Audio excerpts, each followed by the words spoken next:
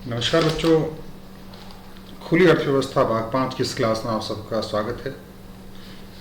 अभी हम देख रहे थे विनिमय दर प्रबंध की बात, अंतर्राष्ट्रीय अनुभवों की बात, और विनिमय दर प्रबंध के अंतर्राष्ट्रीय अनुभवों में कल हम बात कर रहे थे स्वर्णमान की। और स्वर्णमान हमने क्लियर करवा दिया था कि लगभग सभी देशों की जो मुद्राएं हैं वो कन्वर्टेबल थी किसमें, गोल्ड के तौर पे। लेकिन इस गोल्ड के तौर पे जब कन्वर्ट इनको किया जाने लग गया तो बहुत सारी व्यावहारिक समस्याएं आई, और उन समस्याओं के चलते इस स्वर्ण मान जो है वो ज़्यादा सक्सेस नहीं हुआ। कई संकटों का सामना करना पड़ा, और इसकी व्याख्या मुद्रा के अशोधित परिमाण सिद्धांत से हम कर सकते हैं। इसके बीच में एक सिद्धांत आया, मुद्रा का अशोधित परिमाण सिद्धांत। नोट कर लीजिएगा इस चीज़ को, मुद्रा का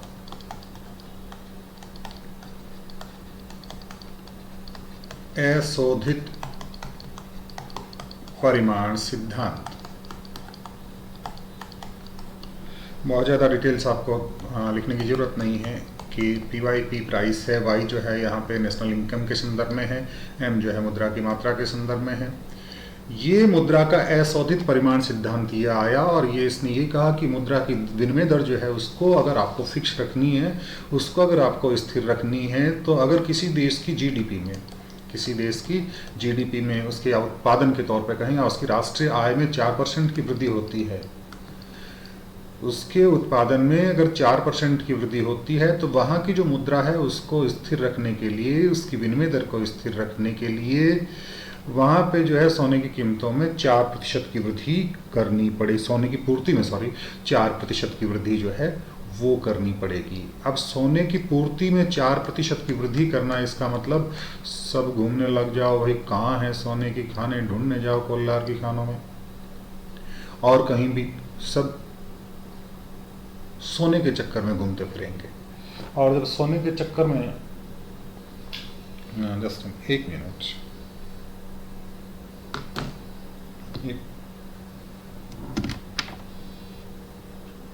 हेलो, नमस्ते। आप भी तो कुछ भी बोलो, मैं 15 मिनट में कॉल करूँ बेटा।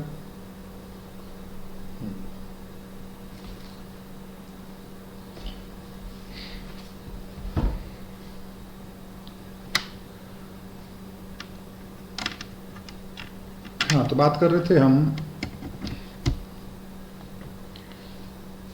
कि मुद्रा की पूर्ति में जो है वो 4% की वृद्धि करनी पड़ेगी। इतनी मुद्राएं जो है वो कहाँ से लाएंगे हम, इतना सोना जो है वो कहाँ से लाएंगे। इसलिए ये जो हमारी प्रणाली थी, स्वर्णमान की प्रणाली, ये सफल नहीं हो पाई। बीच बीच में जो स्वर्णमान की प्रणाली पूरी तरह से सफल नहीं हो पाई, सोने की कमी होगी, सोने की खदानों के चक्कर काटने लग गए लोग, तो क्या करें। बीच में एक द्विधातुमान की बात भी आई थी, यानी बीच में सोने के साथ साथ जो है चांदी को भी अंतर्राष्ट्रीय मार्केट में जो है मुद्रा के तौर पर लाया गया, लेकिन वो भी पूरी तरह से सफल नहीं हो पाई। बीच में सोना और चांदी दोनों जब आए तब उसको कहा गया द्विधातुमान। क्या कहा गया बेटा, द्विधातुमान, यानी इसमें गोल्ड भी आया और साथ में सिल्वर भी आया। ये बात आई द्विधातुमान की, और द्विधातुमान थोड़े दिन चला, लेकिन उसके बाद में जो है पूरी तरह से सफल नहीं हो पाया। और पूरी तरह से सफल नहीं हो पाया तो पूरे विश्व समुदाय को लगने लग गया कि कोई नई प्रणाली हो जो सबको सर्वमान्य हो, सबको स्वीकार्य हो। और तब एक प्रणाली आई जिसको कहा गया ब्रेटन वुड्स प्रणाली। ब्रेटन वुड्स प्रणाली। ब्रेटन वुड्स प्रणाली 1944 में जो है ब्रेटन वुड्स समझौते के तहत ये स्टार्ट हुई थी।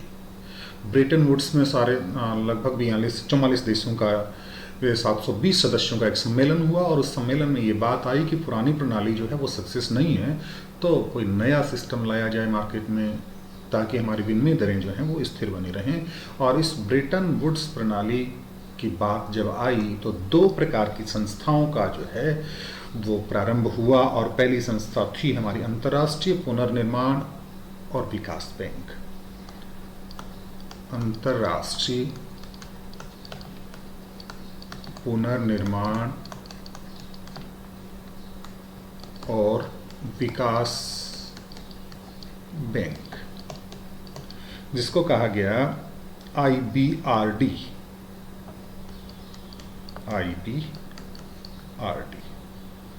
अंतर्राष्ट्रीय पुनर्निर्माण और विकास bank, international bank of reconstruction and development.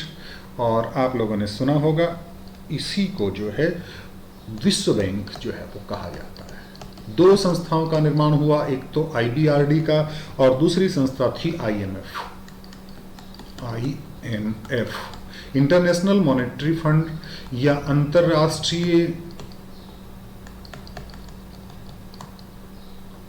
मुद्रा कोष, अंतर्राष्ट्रीय मुद्रा कोष। यानी ब्रेटन वुड्स प्रणाली आई तो दो संस्थाओं का प्रारंभ हुआ, अंतर्राष्ट्रीय पुनर्निर्माण और विकास बैंक IBRD और IMF, जिसको अंतर्राष्ट्रीय मुद्रा कोष या इंटरनेशनल मॉनेटरी फंड का नाम जो है दिया गया।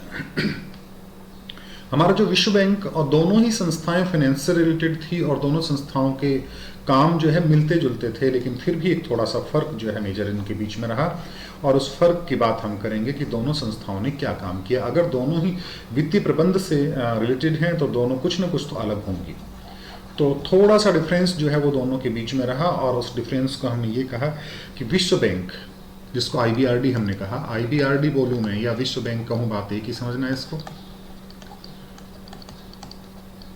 अंतर्राष्ट्रीय पुनर्निर्माण और विकास बैंक, ये जो है नीति सुधार कार्यक्रम, विभिन्न देशों को नीति सुधार कार्यक्रम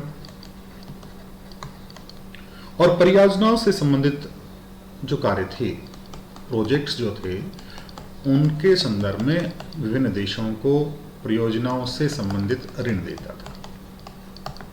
IBRD जो है वो दो प्रकार के ऋण, नीति सुधार कार्यक्रम और परियोजनाओं से संबंधित ऋण IBRD देता था, और IMF जो था वो परियोजनाओं से रिलेटेड ऋण नहीं देता था, वो केवल नीति सुधार कार्यक्रमों के लिए ही ऋण देता था, केवल नीति सुधार कार्यक्रमों के लिए ऋण देता था।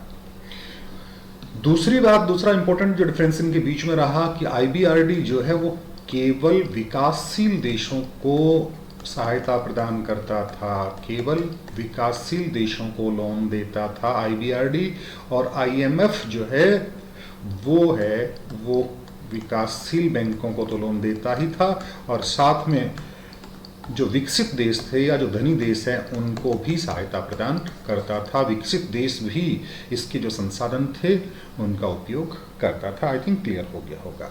अब थोड़ी सी बात, इसमें ज़्यादा आपके सिलेबस में नहीं है, लेकिन थोड़ी बात करें कि विश्व बैंक की कुछ संस्थाएं हैं, और वो कौन कौन सी संस्थाएं हैं विश्व बैंक की, उन संस्थाओं के बारे में संक्षेप में हम जो है वो देख लेंगे।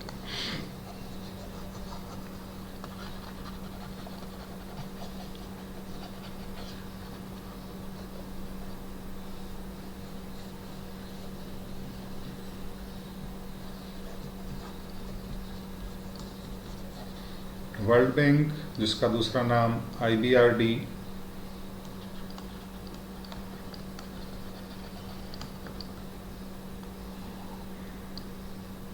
देश दुनिया की विभिन्न संस्थाओं का समूह था, इसलिए इसको विश्व बैंक कहा गया। IBRD, और इसकी कौन कौन सी संस्थाएं हैं उनके बारे में थोड़ी सी बात करें। एक संस्था है इसकी, सबसे पहले तो यही संस्था मान लीजिए कि ये खुद एक संस्था है, IBRD, पुनर्निर्माण और विकास बैंक के लिए अंतर्राष्ट्रीय बैंक। दूसरा है IFC की बात आती है,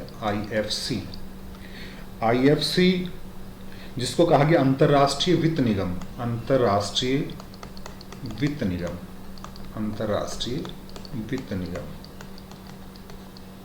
इंटरनेशनल फाइनेंशियल कॉरपोरेशन। तीसरी संस्था जो है अंतर्राष्ट्रीय विकास संघ या IDA जो है उसको कहा गया अंतर्राष्ट्रीय विकास संघ, ये इसकी तीसरी संस्था है जिसको IDA का नाम दिया गया। चौथी है निवेश विवादों के निपटारे के लिए अंतर्राष्ट्रीय केंद्र, निवेश विवादों के निपटारे के लिए,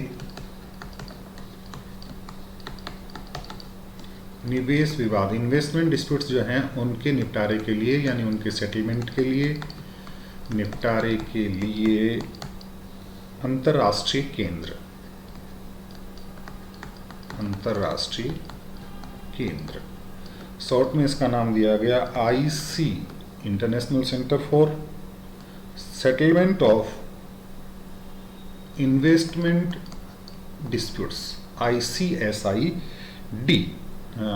थोड़ा सा इस चीज़ में दिमाग में रखें, इंडिया जो है वो इस संस्था का जो है वो सदस्य नहीं है, और ये बहुत इम्पोर्टेंट संस्था है।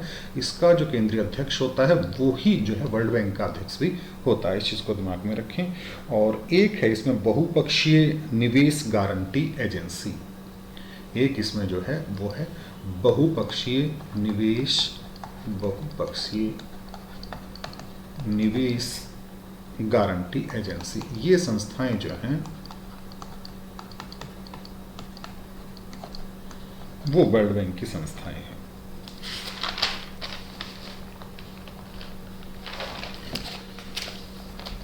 और इसमें जो मेन बात आई कि आप लोग भी सोच रहे होंगे कि ब्रेटन वुड्स प्रणाली है क्या, क्या किया गया, उसमें क्या चेंज किया गया, स्वर्णमान के बाद में उसमें क्या चेंज किया गया।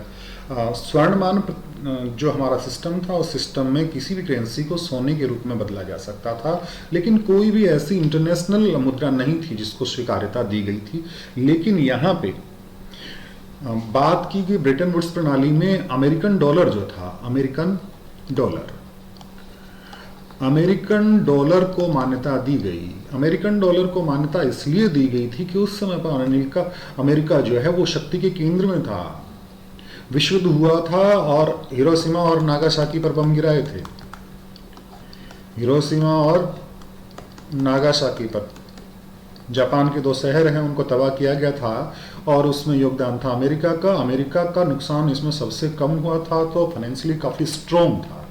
और जो पैसे में मजबूत होता है ना, चलती उसी की है, और अमेरिका की भी चली। तो अमेरिका की मुद्रा उस दौर में सबसे ज़्यादा स्ट्रांग रही। तो सबने यही कहा कि अमेरिका बड़ा पावरफुल है यार, वो हीरो है ना, तो उसको फॉलो करो। तब अमेरिकन डॉलर को जो है वो वहाँ पे मान्यता दी गई। और अमेरिकन डॉलर को मान्यता किस तरह से दी गई? अमेरिकन डॉलर के बदले में सोने की कीमत हमेशा स्थिर बनी रहेगी। ये ब्रेटन वुड्स प्रणाली में या ब्रेटन वुड्स समझौते में फिक्स हुआ कि आपका जो US डॉलर है, USD है, उसके मुकाबले गोल्ड की कीमत है वो हमेशा स्थिर रहेगी।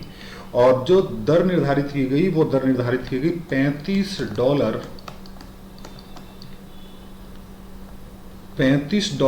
1 औंस सोने का। 1 औंस गोल्ड जो है, 1 औंस गोल्ड जो है उसका $35 का जो है एक रेट फिक्स कर देगी। एक 1 औंस मतलब लगभग 28 पॉइंट समथिंग ग्राम्स जो है, वो इतना सोना जो है उसके बदले में $35 जो है वो भुगतान करना पड़ेगा। दूसरी बात, इसमें एक और शर्तें निर्धारित की गई कि अमेरिकन डॉलर जो है वो सीमित मात्रा में छापेगा। ये इस ब्रेटन वुड्स समझौते में हुआ कि सीमित मात्रा में क्यों छापेगा, कहीं ऐसा नहीं हो कि दुनिया भर की मात्रा में जो है डॉलर छाप दे और वो स्वीकार्यता, क्योंकि अगर कोई संख्या में बहुत ज़्यादा हो जाते हैं तो उसकी स्वीकार्यता, उसकी वैल्यू जो है वो नहीं रहेगी जो पहले थी। इसलिए ये कहा गया कि अमेरिका जो है डॉलर्स को सीमित मात्रा में छापेगा। फिर भी अगर डॉलर की कमी हो जाती है तो अमेरिका अपने नए डॉलर को छापने के बजाय सोने के बदले में, किसके बदले में? गोल्ड के बदले में अन्य देशों के पास जो रिजर्व पड़ा है, अन्य देशों के पास जो आरक्षित डॉलर पड़ा है वो खरीद लेगा। ये बात जो है ब्रेटन वुड्स प्रणाली में हुई थी। लेकिन बाद में बहुत सारी ऐसी घटनाएं हुई, उन घटनाओं से जो है अमेरिका का ये जो दबदबा था वो भी पूरी तरह से नहीं रह पाया और ब्रेटन वुड्स प्रणाली जो है वो पूरी तरह से सफल नहीं हो पाई। और 15 अगस्त 1971, तारीख नोट कर लें, सेव द डेट, आजकल शादी के कार्ड में आता है ना सेव द डेट, तो बच्चों सेव द डेट 15 अगस्त 1971 को रिचर्ड एम निक्सन, वहाँ के जो प्रेसिडेंट थे, नाम भी याद करना, रिचर्ड एम निक्सन कहाँ के राष्ट्रपति थे? US के राष्ट्रपति थे, अमेरिका के राष्ट्रपति थे। और अमेरिका के राष्ट्रपति ने कहा कि ना भाई, मैं तो को मानना नहीं, ब्रेटन वुड्स प्रणाली या ब्रेटन वुड्स समझौते को मानने से इनकार कर दिया। और ये कहा गया कि ब्रेटन वुड्स सिस्टम आज से बंद, और अब डॉलर के बदले सोना वापस नहीं मिलेगा। रोता फिरो क्यों? क्योंकि उन्होंने कहा कि उसके पास जो है उतना सोना नहीं है जितना लोगों के पास, दूसरे देशों के पास व्यापार के तौर पे जो भी डॉलर गया था, दूसरे देशों के पास जितना रिजर्व बचा हुआ है ना डॉलर, उतना सोना हमारे पास नहीं है। तो हम हाथ ऊपर करते हैं और इस घटना को सारे देश, दुनिया के देशों को शॉक्ड कर दिया, सदमे में आ गए। इसलिए इस घटना को एक नया नाम दिया गया, निक्सन शॉक। क्या दिया गया? Nixon shock. याद रह जाएगा? याद इसलिए रहेगा कि इसका नाम याद करना, रिचर्ड एम निक्सन उस टाइम पे तत्कालीन राष्ट्रपति थे अमेरिका के, और ये तारीख थी 15 अगस्त 1971 को। और इस तारीख को उन्होंने कहा कि ना भाई, हम नहीं मानेंगे आपके समझौते को, आज से नहीं। अपनी दादागिरी चला दी और निक्सन शॉक के नाम से इस घटना को माना गया। तो ये बात आई ब्रेटन वुड्स प्रणाली की। और ब्रेटन वुड्स प्रणाली के बाद में वर्तमान परिदृश्य की बात करते हैं कि दुनिया में वर्तमान परिदृश्य जो है वो क्या हुआ।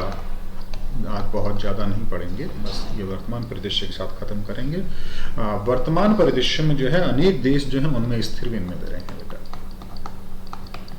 स्थिर विनिमय दरें हैं दुनिया के अनेक देशों में। कुछ देश अपनी मुद्रा जो है उसको अमेरिकन डॉलर के रूप में पेग करते हैं। अधिकीलित शब्द प्रयोग किया जाता है, अधिकीलित, या इंग्लिश में कहते हैं इसको पेग्ड। यानी कुछ देशों ने अपनी मुद्रा को जो है डॉलर के रूप में अधिकीलित कर लिया। जनवरी 2002 में वहाँ पे वास्तविक नोट और करेंसी जो सिक्के वगैरह हैं वो चलाए गए। यूरोपीय संघ के 25 देश थे, उनमें से 12 देशों ने वहाँ का जो करेंसी यूरो थी उसको स्वीकार कर लिया गया। और 1991 में मुद्रा बोर्ड प्रणाली अपनाई गई अर्जेंटीना में। अर्जेंटीना में, दिमाग में रखना, विश्व परिदृश्य की बात कर रहे हैं, अर्जेंटीना ने 1991 में मुद्रा बोर्ड प्रणाली अपनाई। मुद्रा बोर्ड प्रणाली अपनाई। इसके तहत वहाँ की जो मुद्रा है, अर्जेंटीना की मुद्रा, पेसो कहा जाता है उसको। क्या कहा जाता है बेटा? पेसो। और डॉलर के बीच में कानूनी विनिमय दर जो है वो निर्धारित की गई।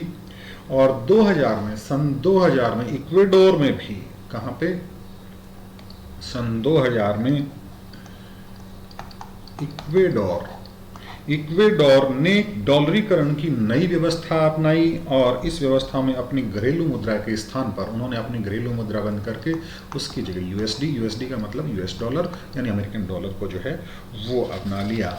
ये बात अंतर्राष्ट्रीय परिदृश्य के संदर्भ में, अंतर्राष्ट्रीय अनुभव जो हैं वर्तमान परिदृश्य के संदर्भ में ये हैं। भारत के संदर्भ में कुछ बातें इसमें हुई हैं, तो वो भी थोड़ी बहुत बात इसको करके हम इसको फिनिश करेंगे आज। भारत के संदर्भ में ये जो परिदृश्य हुए हैं उनके बारे में देखेंगे। विनिमय प्रबंध के तौर पे भारत का जो क्या नजरिया रहा, विनिमय दर प्रबंध, ये टॉपिक हमारा जो चल रहा है, विनिमय दर प्रबंध, मैनेजमेंट किसका? एक्सचेंज रेट का। उसमें भारत का जो नजरिया था वो क्या है कि भारत की विनिमय दर नीति जो है वो अंतर्राष्ट्रीय और देशी विकास के साथ विकसित हुई। और ब्रेटन वुड्स के बाद में भारत का रुपया जो है कुछ टाइम के लिए पौंड स्टर्लिंग के रूप में, किसके रूप में? पौंड स्टर्लिंग के रूप में जो है अधिकीलित हुआ। और 1966 में, जून 1966 में जो है भारत के रुपए का अवमूल्यन किया गया। भारत के रुपए का अवमूल्यन किया गया। क्या किया गया बेटा? अवमूल्यन किया गया, और एक बहुत बड़ा अवमूल्यन किया गया। रुपए की कीमत में 36.5% की गिरावट की गई। दो शब्द आते हैं, बड़ी इंपॉर्टेंट चीज है। एक तो होता है मूल्य ह्रास और एक होता है अवमूल्यन। इन चीजों को देखना आप थोड़ा सा बीच में मैं बता दूं। अवमूल्यन क्या है और मूल्य ह्रास क्या है। एक तरह से देखें तो दोनों में ही रुपए की या कोई भी करेंसी की बात करें उसमें कीमत में गिरावट आती है, कीमत में गिरावट आती है, मूल्य ह्रास में भी और अवमूल्यन में भी। तो फर्क क्या है मूल्य ह्रास और अवमूल्यन में? फर्क इतना है कि मूल्य ह्रास जो होता है, किसी भी करेंसी की जो कीमत गिरती है वो बाजार शक्तियों के कारण होता है। किसी भी मुद्रा की जो मांग और पूर्ति की शक्तियाँ, मार्केट की जो शक्तियाँ काम करती हैं, और वहाँ पे जब कीमतें गिरती हैं तब ये कहते हैं कि हमारा रुपया गिरा है या किसी दूसरे देश की मुद्रा जो है वो गिरी है, उसको कहते हैं मूल्यह्रास। लेकिन विशेष कारणों से विनिमय दर को स्थिर रखने के लिए या अन्य किसी कारण से कोई भी देश या उसका जो सेंट्रल बैंक है, जैसे भारत का केंद्रीय बैंक है रिजर्व बैंक, इसने 1966 में जो है भारत के रुपए का अवमूल्यन कर दिया। यहाँ के केंद्रीय बैंक ने अवमूल्यन किया, और कितना अवमूल्यन किया, 36.5% उसकी दरें जो है वो गिरा दी। तो ये खुद जो है हमने डिसीजन लिया कि रुपए का अवमूल्यन करेंगे, रुपए की कीमत में गिरावट करेंगे, तो उसको कहा गया अवमूल्यन। और जब ब्रेटन वुड्स प्रणाली का विखंडन हुआ तो उसके बाद में जब हमने कहा था कि पौंड स्टर्लिंग को अधिकृत किया गया रुपए के तौर पे, लेकिन 1975 में हमने मना कर दिया कि भाई हम इसके तौर पे जो है इसके साथ हमारा आज से कोई रिश्ता नहीं। इससे हमने ले लिया क्या, डिवोर्स, तलाक ले लिया कि अब से पौंड स्टर्लिंग के साथ कोई संबंध नहीं रहेगा। और 1975 से लेके 1992 तक की अवधि के लिए भारत की जो विनिमय दर थी उसको निर्धारण करने का काम आरबीआई का रहा। 1975 से लेके 1992 तक जो विनिमय दर का निर्धारण रहा वो किसने किया, रिजर्व बैंक ऑफ इंडिया ने किया। 90 का जो दशक था, 90 के दशक के स्टार्ट में जो है खाड़ी देशों में कीमतें जो है काफी वृद्धि हुई, तेल की कीमतों में वृद्धि हुई, तेल की कीमतें काफी ज्यादा बढ़ी, तो वहां से धन आना बंद हो गया, खाड़ी देशों से धन आना काफी कम हो गया, क्योंकि वहां पे कीमतों में जो है बहुत ज्यादा। और जब खाड़ी देशों से धन आना कम हो गया तो देश के अंदर अदायगी संतुलन, या जिसको हमने कहा कि भुगतान संतुलन जो है उसकी समस्या पैदा हो गई। और समस्या पैदा होने से व्यावसायिक बैंकों के उधार लेने की और अल्पकालिक साख की गुंजाइश जो है वो भी कम हो गई, और घाटे का जो वित्त प्रबंध करना था वो भी कम हो गया। और भारत की विदेशी मुद्रा का जो रिजर्व था वो 1990 का 3.1 मिलियन यूएस डॉलर से घट के 1991 में जो है 975 मिलियन यूएस डॉलर रह गया था। और तब जो है 1 जुलाई और 3 जुलाई 1991 को दो चरणों में, 1 जुलाई और 3 जुलाई, 1 जुलाई व 3 जुलाई 1991 में तत्कालीन सरकार और केंद्रीय बैंक ने रुपए का अवमूल्यन दो चरणों में किया गया। 18 से 19% का जो है विनिमय दरों को स्थिर रखने के लिए रुपए का अवमूल्यन किया गया।